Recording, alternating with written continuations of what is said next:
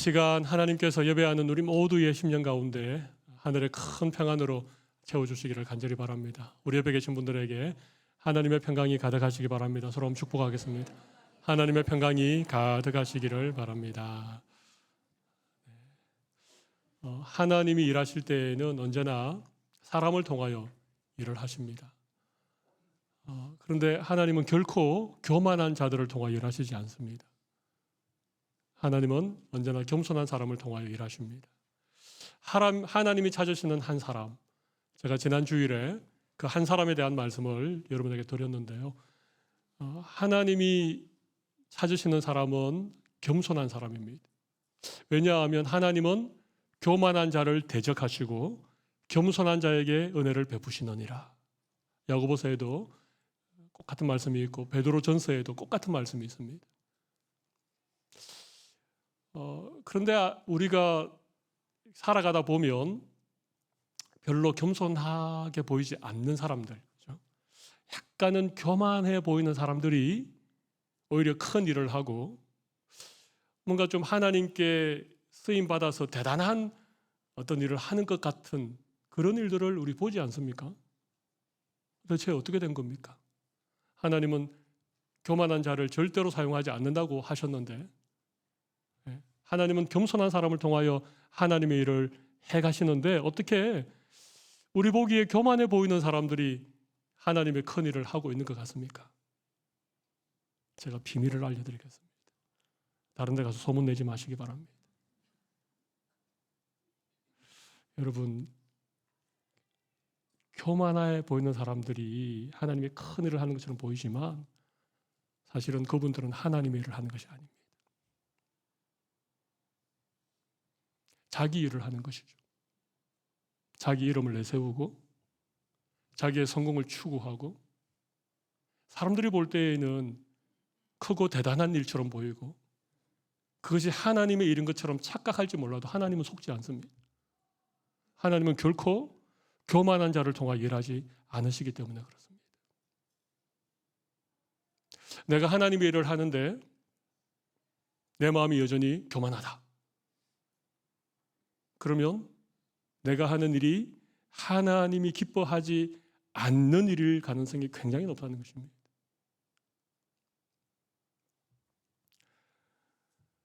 교만이라고 하는 이 죄는 모든 죄의 뿌리입니다. 교만이 뭐라고요? 모든 죄의 뿌리가 교만입니다. 창세기에 보면 우리 조상 아담이 하나님과 맺은 언약을 깨트리고 범죄하는 그 첫 번째 범죄에 관한 말씀이 나오고 있죠. 창세기 3장 5절 말씀 보면 이런 말씀이 있습니다. 지금 사탄이 뱀의 모습으로 아담과 하와를 유혹합니다. 그죠? 하나님이 먹지 말라 하신 동산 가운데 있는 선악을 알게 하는 나무의 실과를 먹어라. 그렇게 말합니다. 먹으면 너희가 그것을 먹는 날에는 너희 눈이 밝아져 그 다음 뭐라고 말합니까? 하나님과 같이 되어 선악을 알 줄을 하나님이 아심이니라. 지금 사탄이 아담과 하와를 유혹하고 그들을 꿰는 게 뭡니까? 이것을 먹으면 눈이 밝아져서 하나님과 같이 된다는 것입니다. 결국은 아담의 마음속에 있는 사람의 마음속에 있는 이 교만을 꼬드겨서 하나님의 말씀에 불순종하는 죄를 지게 만든 것이죠. 사람들의 마음에는 하나님이 되려고 하는 하나님의 자리에 앉으려고 하는 이런 교만의 죄가 뿌리 내려 있다는 것입니다. 여러분 그러면 이렇게 생각하실 것입니다. 나는 하나님이 되려고 한 적이 없습니다. 뭐 내가 하나님의 자리에 앉는다? 저는 생각도 못 해봤습니다. 가만히 생각해 보십시오. 하나님이 되고 싶은 것, 하나님의 자리에 앉는 것, 여러분 그게 뭐겠습니까? 그게 대단하고 뭐 엄청난 일이 아닙니다. 사실은 내 마음대로 하고 싶은 것, 그죠? 그게 하나님이 되고 싶은 것 아닙니까? 그게 하나님의 자리에 앉는 것입니다.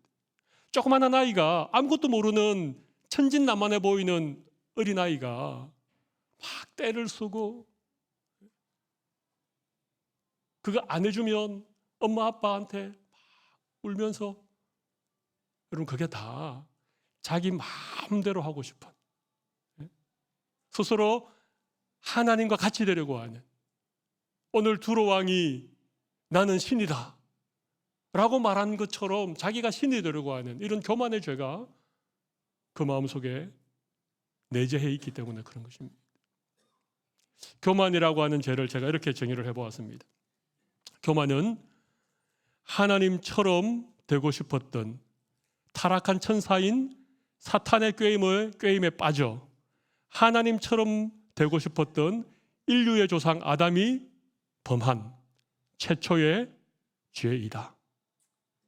다시 말씀드려 볼까요? 교만이란 하나님처럼 되고 싶었던 타락한 천사인 사탄의 꾀임에 빠져 하나님처럼 되고 싶었던 인류의 조상 아담이 범한 최초의 죄. 이게 교만이라고 하는 것입니다. 아담의 후손으로 태어난, 원죄의 영향을 가지고 태어난 모든 인류는, 모든 사람은 그 마음 깊은 곳에 교만이라고 하는 죄악의 뿌리가 심겨져 있다는 사실을 여러분 꼭 기억하십시오. 사람 다 교만합니다. 별로 교만할 거리가 없어 보이지만 손끝만큼이라도 교만할 거리가 있으면 금방 교만해집니다. 오늘 두로라고 하는 나라가 오늘 본문에 나옵니다. 사실 에스겔 26장, 27장, 28장 이 세 장에 걸쳐서 두로에 관한 얘기가 나오는데, 여러분 이 두로는 도시 국가입니다. 큰 영토를 가진 그런 나라는 아닙니다. 두로는 하나의 성읍이었는데 이것 자체가 어떤 국가의 역할을 한, 지금으로 말하면 홍콩 같은, 바티칸 같은 이런 어떤 도시 국가입니다. 근데 이 두로는 여러분들이 아마 아실 수 있을 겁니다. 페니키아라고 하는 고대에 아주 그 무역을 많이 했던 나라인데, 이 페니키아가 알파벳을 발명했던 그런 나라죠. 최초로 알파벳을 사용했던 민족이 페니키아 민족인데, 이 페니키아 민족의 수도였습니다. 이 두로는 지중해에 딱 맞물려 있는 해안 도시였습니다. 아시아의 서쪽 끝에 있는, 위쪽으로는 유럽이 있고 아래쪽으로는 아프리카가 있는,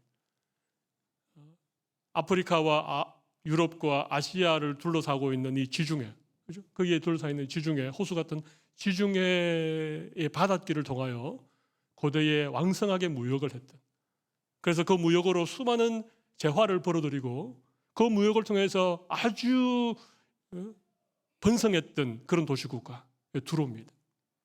지금은 뭐 비행기도 날아다니고 또 지상에도 뭐 시속 한 300km 가까이 가는 이런 고속철도 같은 것도 다니기 때문에 요즘은 이 육로나 하늘길이 훨씬 발달되어 있는 그런 시대를 우리가 살아가고 있지만, BC 한 6세기경 그때는요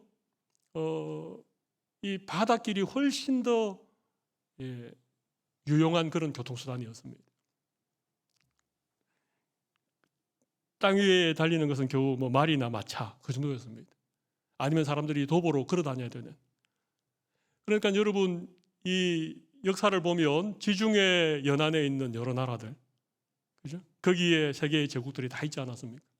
그만큼 바다로 배를 띄워서 다니는 것이 훨씬 더 편하고 바다를 통해서 수많은 나라들이 오고 가면서 무역을 했던 것이죠. 그 지중해에 있는 섬들, 또 지중해 연안에 있는 많은 도시나 나라들이 굉장히 부강하고 문화를 꽃피웠던 것은 교통이 편리했기 때문에 그렇습니다.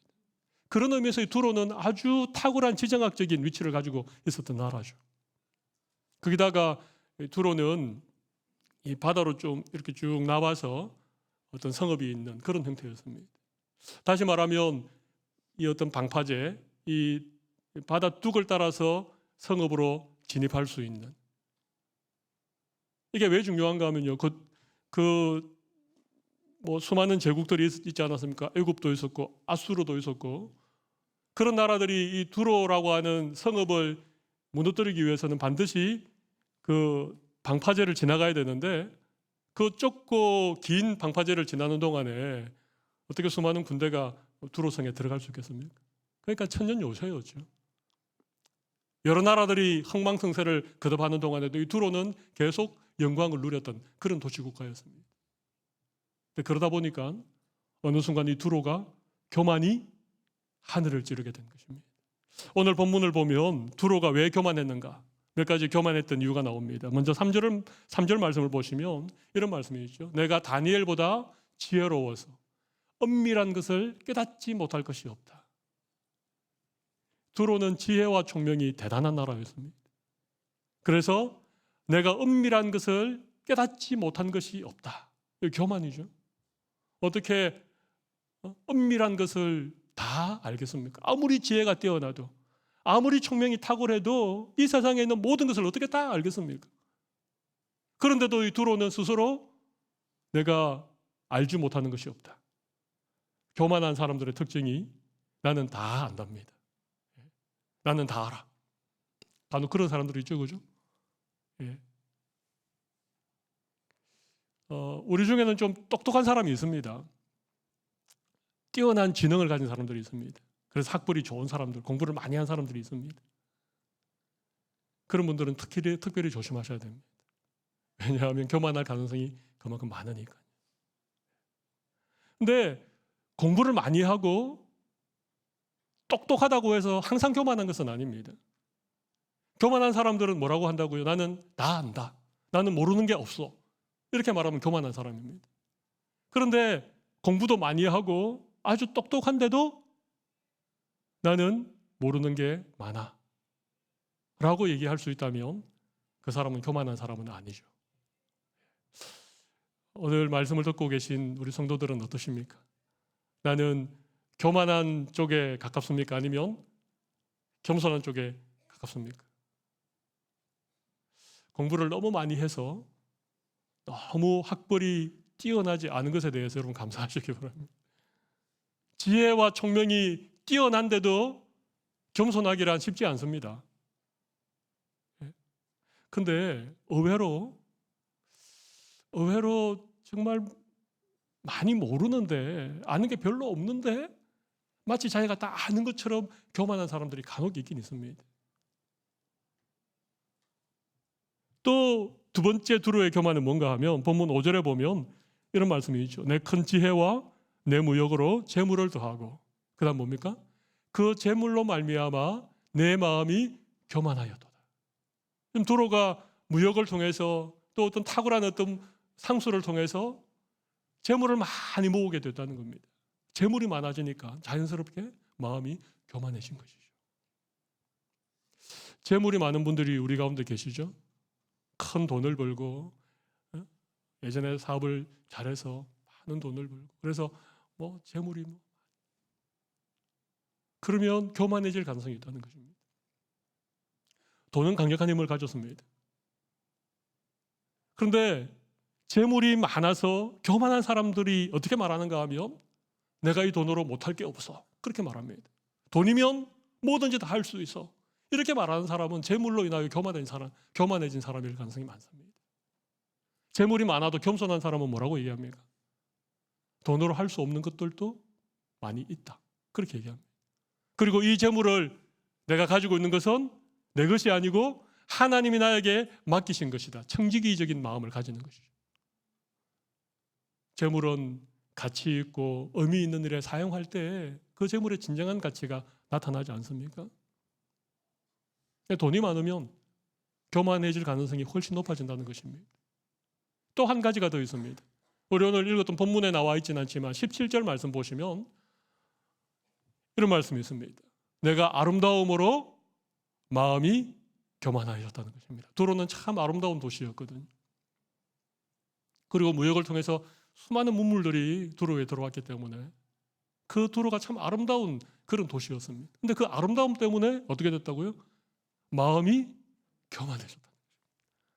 여기에 뛰어난 외모를 가지신 분들이 계시죠, 그죠? 부모님을 잘 만나서 태어나기를 예쁘게 태어나시고 태어나기를 잘생기게 태어나신 이런 분들은 교만할 가능성이 많다는 것입니다. 너무 예쁘게 태어나지 않은 것, 너무 잘생기지 못한 것, 하나님께 감사하시기 바랍니다. 근데 문제는 별로 이렇게 미모가 출중하지 않은데 교만하신 분들이 간혹 계십니다.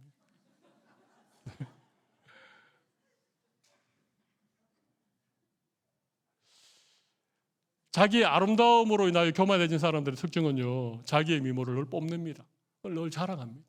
늘 다른 사람과 비교해가면서 그렇게, 이런 분들은 교만한 분들이라고 얘기할 수 있습니다. 그런데 미모가 뛰어나도 교만하지 않는 분들이 계십니다. 이분들은요, 항상 하나님의 은혜입니다, 그렇게 얘기합니다.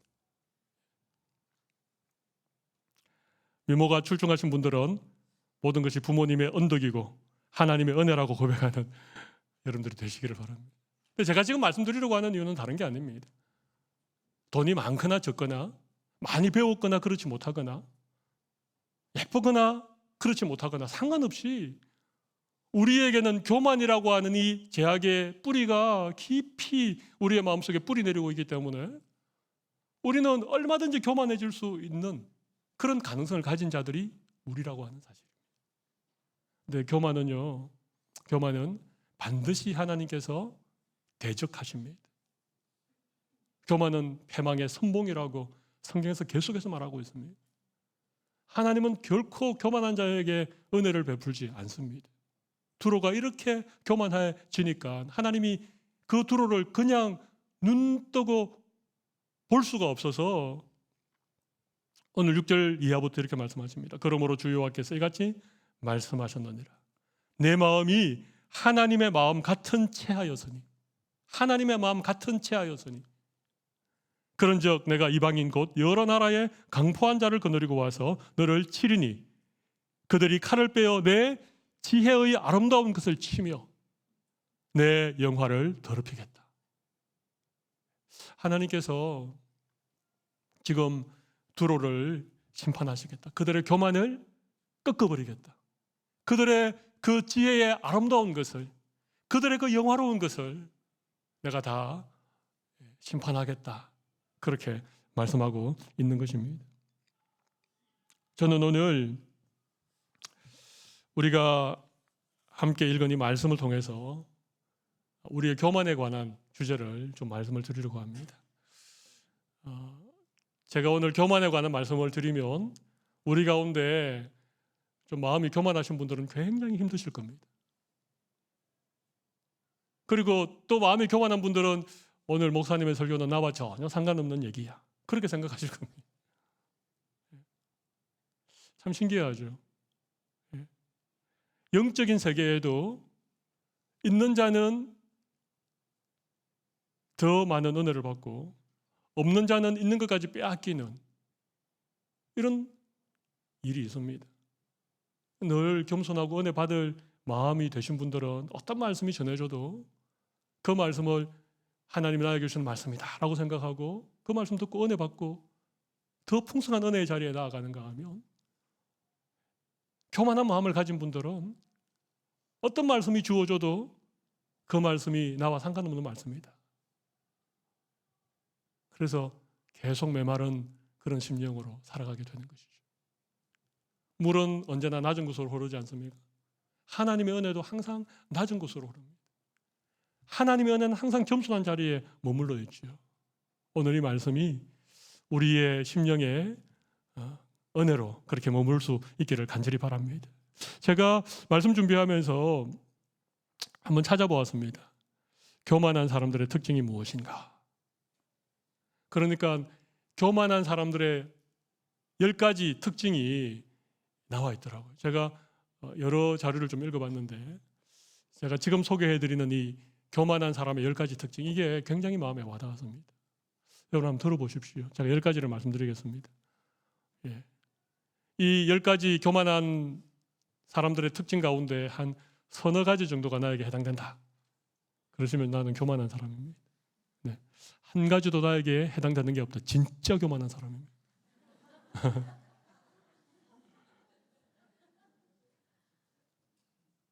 이 특징을 듣는 가운데 누군가 다른 사람의 얼굴이 생각나시면 안 됩니다. 이 10가지를 자신에게 한번 적용시켜 보시면 좋겠습니다. 제가 한번 말씀드릴 첫 번째는 묻지 않고 결정한다. 묻지 않고 결정한다는 것입니다. 두 번째는 상의하지 않고 통보한다. 의논하지 않고 일방적으로 통보한다는 것입니다. 세 번째는 부탁하지 않고 명령한다. 약간 세 가지가 비슷비슷하죠. 다시 말씀드릴까요? 첫 번째는 묻지 않고 결정하고, 두 번째는 상의하지 않고 통보하고, 세 번째는 부탁하지 않고 명령한다는 것입니다. 네 번째, 교만한 사람들의 특징이 있습니다. 상대방의 충고나 의견에 귀 기울이지 않고 자기의 생각만 말하려고 한다는 것입니다. 상대방의 충고나 의견에 귀 기울이지 않고 자기의 생각만 말하려고 한다는 것입니다. 다섯 번째는 배우려고 하지 않고 늘 상대를 가르치려고 한다는 것입니다. 벌써 이 다섯 가지 가운데 몇 가지가 좀 해당되는 분들이 계시죠? 여섯 번째, 모르는 것도 무료로 하지 않고 아는 척한다. 일곱 번째, 자신을 교만하다고 생각하지 않고 겸손하다고 생각한다. 여덟 번째, 자기의 잘못은 못 보지만 다른 사람의 잘못은 현미경으로 보는 듯한다.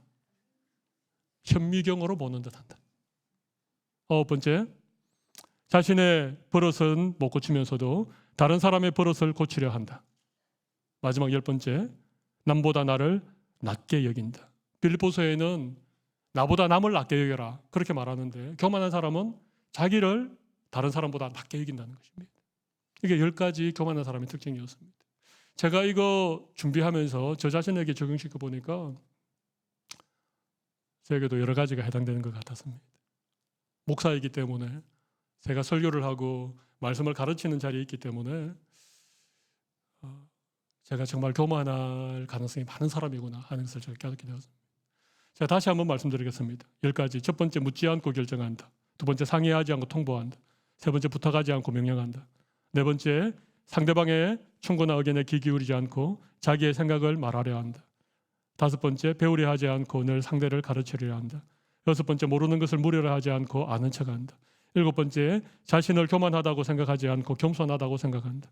여덟 번째, 자기의 잘못은 못 보지만 다른 사람의 잘못은 현미경으로 보는 것 같이 한다. 아홉 번째, 자신의 버릇은 못 고치면서 다른 사람의 버릇을 고치려 한다. 열 번째, 남보다 나를 낮게 여긴다. 이게 교만의 특징입니다.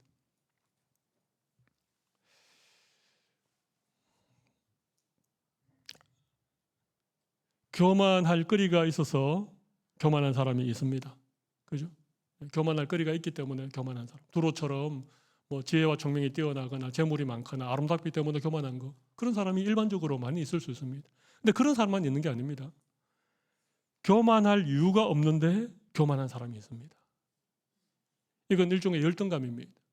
자기의 열등감을 감추기 위해서 오히려 교만하게 행세하는 것이죠. 교만할 이유가 없는데 교만한 사람들이 있습니다. 세 번째 부류의 사람들은 교만할 거리가 많이 있는데도 겸손한 사람이 있습니다. 교만할 거리가 많이 있는데도 겸손한 사람이 있습니다. 이런 사람을 하나님이 기뻐하시는, 하나님이 찾으시는 그런 사람이죠. 네 번째는요, 네 번째는 재밌습니다. 잘 들어보십시오. 겸손할 수밖에 없어서 겸손한 사람이 있습니다. 네 번째가 뭐라고요?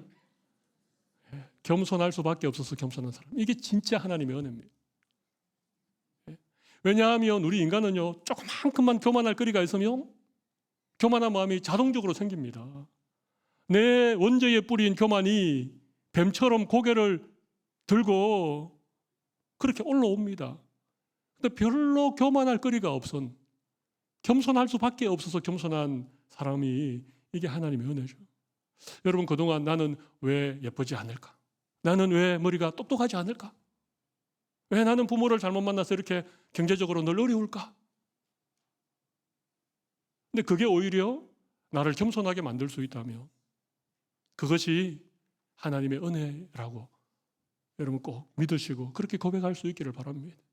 그게 하나님의 은혜입니다 라고 고백할 수 있는 그런 겸손한 자리에 여러분들이 머물러 계시면 하나님의 은혜는 어떻게 된다고요? 물이 아래로 흐르듯이 하나님의 은혜는 겸손한 자리로 흘러가기 때문에 그 자리가 정말 하나님의 은혜를 계속해서 받을 수 있는 자리라는 얘기죠. 하나님의 은혜를 잘 받으시는 여러분들이 되시면 참 좋겠습니다. 또 이런 것도 있습니다.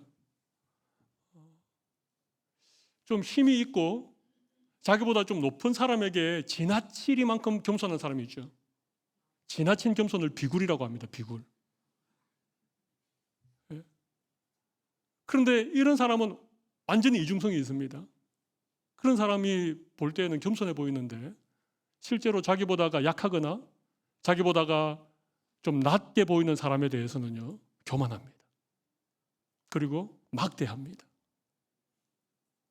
여러분 주위에 가만히 살펴보십시오.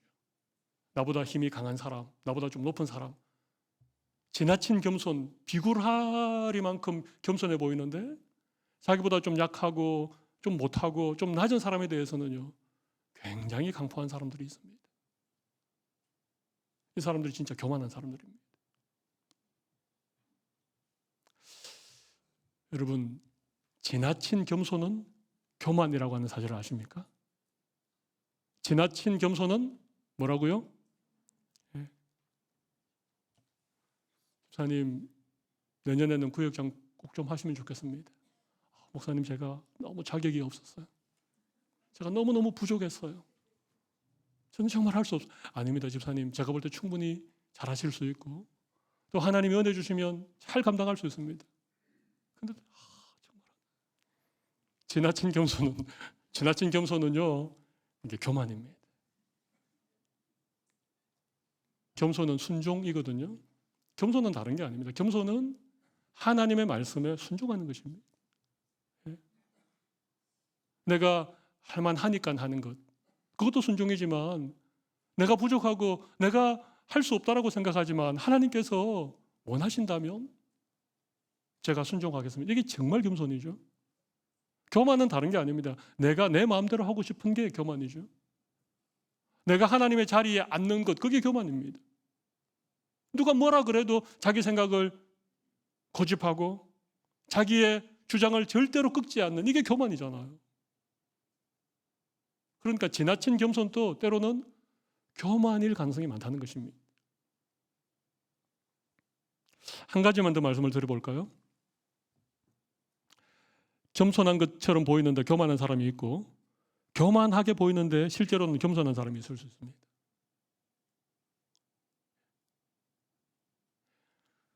겸손한 것처럼 보이는데 교만한 사람, 그죠? 겉으로는 밖으로 드러나 보이는 모습은 참 겸손해 보이는데 실제로 마음속에 그 사람에 대해서, 다른 사람에 대해서 정죄하고 비판하고 속으로 욕하고, 이건 실제로는 교만한 사람입니다. 겸손이라고 하는 것은 드러난 태도를 보고 얘기하는 게 아닙니다. 교만이라고 하는 것은 뭐 뻣뻣하게 목에 힘주고 그것만을 보고 교만이라고 하지 않습니다. 실제로 교만은 우리 마음속에 있는 죄악의 뿌리이거든요. 교만한 것처럼 보이는데 실제로는 겸손한 사람도 있습니다. 여러분, 사도 바울 같은 사람을 생각해 보십시오. 그 당시 뭐 대단한 로마의 총독, 유다의 분봉왕, 이런 대단한 사람들 앞에서 사도 바울이 얼마나 당당했습니까? 그의 손이 밧줄에 묶여 있는 그런 제수의 신분이었는데도 그런 사람들 앞에 교만한 하리만큼 당당하게 예수님의 복음을 외쳤던 사람입니다. 바울은 교만한 사람이 아닙니다. 하나님의 말씀이라면 모든 걸 내려놓고 순종할 수 있는, 이게 진정한 겸손이죠. 그러니까 교만과 겸손을 바깥으로 드러나 보이는 어떤 모습을 보고 판단할 수 없다는 것입니다. 하나님은 겸손한 자를 찾으시고 겸손한 자에게 은혜를 베푸시는데 그 겸손이 무엇이라고요? 저는 하나님 앞에 순종하는 것입니다. 나를 내려놓고 내 생각을 접어두고 하나님 말씀 앞에 무릎 꿇고 말씀 앞에 순종하는, 이게 진정한 겸손이지요.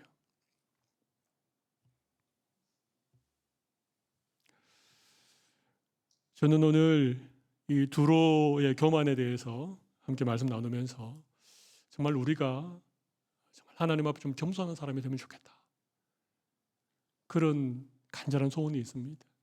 우리가 겸손하기만 하면 하나님께서 우리를 사랑해 주시고 우리에게 은혜 베풀어 주시기 때문에 그렇습니다. 그러면 교만의 문제를 우리가 어떻게 극복할 것인가? 다시 말하면 우리는 어떻게 겸손한 사람이 될 수 있을까? 제가 두 가지만 좀 말씀드리겠습니다. 하나는 자기를 바로 알아야 된다는 것입니다. 자신을 바로 알아야 된다는 것입니다. 철학의 시작은 너 자신을 알라로부터 시작하는 것입니다. 그렇죠? 유명한 철학자 소크라테스가 가장 중요한 철학적 명제를 너 자신을 알라. 그만큼 내가 나를 알기가 어렵다는 것입니다. 내가 나를 제대로 알아야, 내가 나를 제대로 보아야 우리는 겸손해질 수 있는데 내가 나를 모르기 때문에 자꾸 교만한 것입니다. 여러분 어떻게 하면 나를 잘 알 수 있을까요? 나에 대한 평가 질문을 만들어서 사람들에게 다 평가를 받아보면 내가 제대로 평가가 되겠습니까? 그렇지 않습니다. 하나님의 말씀의 거울 앞에 나를 비추어 보는 것입니다. 나를 바로 알기 위해서 어떻게 해야 된다고요? 하나님의 말씀의 거울 앞에 나를 비추어 보는 것입니다. 하나님의 말씀이 나를 누구라고 하는가? 하나님의 말씀이 나를 어떻게 평가해 주고 있는가? 이게 너무 중요한 것입니다.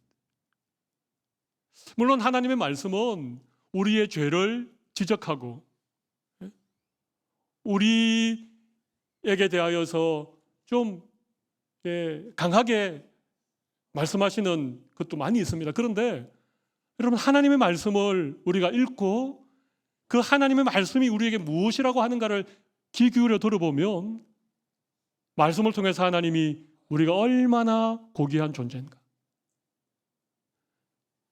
말씀을 통해서 하나님이 얼마나 우리를 사랑하는가, 이런 말씀들이 너무너무 많이 있습니다.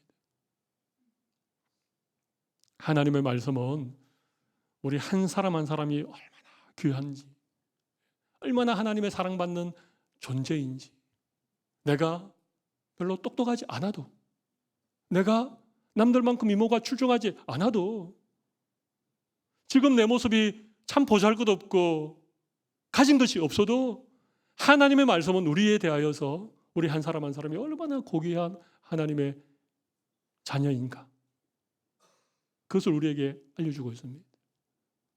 그리고 하나님이 교만한 자를 대적하시고 겸손한 자에게 은혜를 베푸신다, 이런 말씀도 말씀을 통해서 계속 우리에게 주고 있어요. 그래서 우리가 우리 자신을 제대로 알려면 우리를 만드시고 우리를 구원해 주시고 우리를 여전히 사랑하시는 그 하나님의 말씀 앞에 우리를 세우는 것입니다. 그 말씀의 거울에 나를 비추어 보는 것입니다.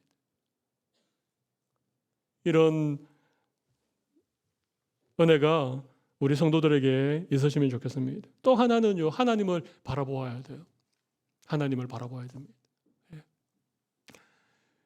두로가 교만했던 것이 뭔가 하면 내가 신이다, 내가 하나님이다, 하나님의 자리, 그 바다 가운데 내가 앉아있다. 사실은 그랬기 때문에 두로는 하나님의 심판을 받게 된 것이죠. 여러분 우리가 하나님을 좀 바로 바라보는 게 참 중요합니다. 하나님께 물어보는 게 기도고 하나님의 말씀을 듣고 순종하는 게 우리 성경 말씀 아닙니까? 우리 신앙생활의 가장 기본은 기도와 말씀이거든요. 이 두 가지를 통해서 우리는 하나님을 바르게 바라볼 수 있습니다. 하나님이 원하시는 게 뭔지, 하나님이 싫어하는 게 뭔지, 하나님을 제대로 바라보고 그 하나님의 관점으로 우리 자신을 바라보면 우리는 너무 비굴하지도 않고 그렇다고 너무 교만하지도 않고 우리가 정말 고귀한 존재이지만 언제나 하나님 앞에서 겸손한 그런 믿음의 인생을 살아갈 수 있게 되는 것입니다. 오늘 예배하는 우리 모든 성도들 가운데 이런 하나님의 은혜가 넘치기를 간절히 바랍니다. 교만은 절대 안 됩니다. 교만은 하나님께서 대적하시는, 하나님이 가장 싫어하시는, 그것이 교만이기 때문에 우리의 교만이 꺾어지지 않는 동안 여전히 우리의 교만이 뱀처럼 또아리를 털고 우리의 마음 가운데 있는 동안에는 우리가 신앙생활 제대로 할 수 없고 자기를 제대로 알 수도 없고 하나님이 기뻐하시는 그런 믿음의 인생을 살 수 없습니다. 오늘 말씀 듣고 내가 참 교만한 사람이었구나, 그렇게 자기를 발견하고 하나님 앞에서 이 교만의 문제를 두고 좀 기도하시고 또 좀 겸손한 믿음의 자리에 설 수 있는 여러분들이 다 되시기를 바랍니다. 자, 마지막으로 한 가지만 더 말씀드리고 설교를 마무리하겠습니다. 그러면 겸손하다는 게 뭔가? 제가 겸손을 순종이라고 얘기도 하고 여러 가지 얘기했습니다만 겸손은 다른 게 아닙니다. 겸손은 내 마음의 보좌에 하나님이 앉게 하시는 것입니다. 오늘 두로가 나는 신이다, 내가 하나님의 자리 곧 바다 가운데 내가 앉아있다 라고 한 것이 하나님 보실 때 교만이었거든요. 교만은 다른 게 아닙니다. 교만은 내 마음의 보좌에 내가 앉아있는 것, 내가 내 인생의 주인이 되어서 내가 내 마음대로 살아가는 게 그게 교만입니다. 그 보좌에 하나님이 앉을 수 있도록, 그래서 항상 하나님이 내 마음의 가장 높은 자리에, 그 마음의 보좌에, 마음의 중심에 하나님이 계셔서 일마다 때마다 하나님께 여쭤보고 하나님이 내 인생의 주인이 되도록 하는 것, 이것이야말로 우리가 이 교만의 뿌리를 극복하고 이 험한 세상을 믿음으로 살아들일 수 있는, 하나님의 은혜를 누리며 살아들일 수 있는 그런 비결 중의 비결이 바로 그것입니다. 하나님이 하나님 되게 하는 것, 하나님이 내 마음의 보좌에 앉으시게 하는 것, 하나님이 내 인생의 주인이 되게 하는 이 고백을 날마다 하나님 앞에 올려드리고, 그래서 이번 한 주간은 정말 여러분들이 다 겸손한 자리에 계셔서 하나님의 은혜가 여러분의 삶 가운데 철철 흘러넘치는 그런 귀한 한 주간이 되시기를 간절히 바랍니다. 이 시간 가슴에 손을 올리고 잠깐 우리 기도하도록 하겠습니다.